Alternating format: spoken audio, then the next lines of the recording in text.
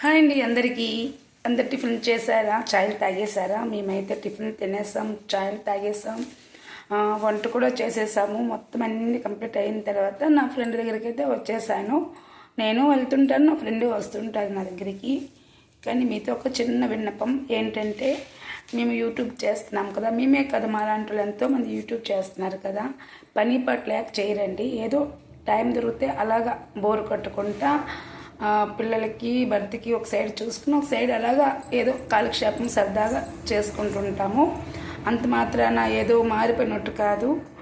ఎవరెవరైతే మారిపోతున్నారు, వీళ్ళు యూట్యూబ్కి వెళ్ళి ఫస్ట్ లాగా ఉన్నారా, ఇప్పుడు వేరేలాగా ఉన్నారు, మారిపోతున్నారు అన్న వాళ్ళకి ఒకటి చెప్తున్నాను. ఫస్ట్ మీ బుద్ధులు మీరు మార్చేయండి, తర్వాత వేరే వాళ్ళు అందరూ. కానీ మీరే తినలేరు, వేరే వాళ్ళని ఏమంటారు మీరు?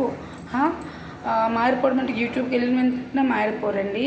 ఎందుకంటే వేరే వాళ్ళు ఎందుకు మనం కలెక్ట్ చేసుకోవడము, వేరే వాళ్ళు ఎందుకు మాట్లాడుకోవడము, మనదేదో మనం చేసుకుంటూ పోతే బిజీగా లైఫ్ ఉంటే బాగుంటుంది అనేసి ఇలా చేసుకుంటాము తప్ప ఏదో ఇది చేస్తే డబ్బులు వచ్చేస్తాయి, లేకపోతే ఏదో మారిపోతున్నామని కాదు. డబ్బులు ఏంటి, డబ్బులు లేక ఇప్పుడు నేనే అనుకుని ఎగ్జాంపుల్ చెప్తాను. నాకు డబ్బులు లేక కాదు, నా అత్తింటికి ఉంది, నా పుట్టింటికి ఉంది. నాకు ఏది ప్రాబ్లం వచ్చినా నాకు అందరూ చూసుకున్న వాళ్ళు ఉన్నారు, నాకు ఏది లోటు లేదు. కానీ అలాగా మా ఆయన అయితే ట్రాన్స్ఫర్ అయ్యి బయటకు వెళ్ళి ఉన్నారు. పిల్లలు కూడా స్కూల్ ట్యూషన్ బిజీగా ఉంటుంటారు. నేను కూడా ఏదో అలాగా ఫ్రెండ్స్తో సరదాగా బయటకు వెళ్ళేటప్పుడు ఫ్రెండ్స్తో ఇంటి దగ్గర ఏదో కాలక్షేపం అలా చేసుకుంటున్నాను. కానీ అంత మాత్రాన మారిపోతున్నామని మాత్రం కాదు.